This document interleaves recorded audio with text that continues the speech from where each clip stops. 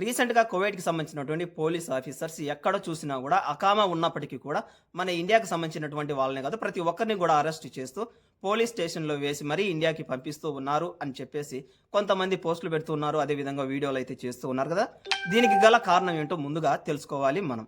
ఈ మధ్య కాలంలో కువైట్‌కి వెళ్ళినటువంటి కొంతమంది అక్కడ పనిచేస్తున్నటువంటి వారి యొక్క ఇల్లు సరిగ్గా ఉండకపోవడంతో అక్కడ ఉన్నటువంటి వాళ్ళ కఫీల్‌తో మాట్లాడేసి "నీకు 200 దినార్లు ఇస్తాం, 300 దినార్లు అయితే ఇస్తాము.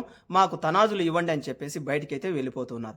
బయటికి వెళ్ళినటువంటి క్రమంలో వాళ్ళు చేస్తున్నటువంటి చిన్న తప్పు అదే విధంగా ఈ తప్పు మీరు గూడా చేయకండి.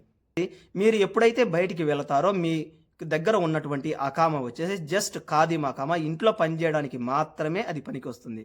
అలా ఎవరైతే సూన్ అకామా లేకుండా బయట కంపెనీలలో వర్క్ చేస్తూ ఉంటారో అటువంటి వారిని పోలీసు వాళ్ళు అరెస్ట్ చేసి ఇండియాకైతే పంపిస్తూ ఉన్నారు ఫింగర్ వేసి.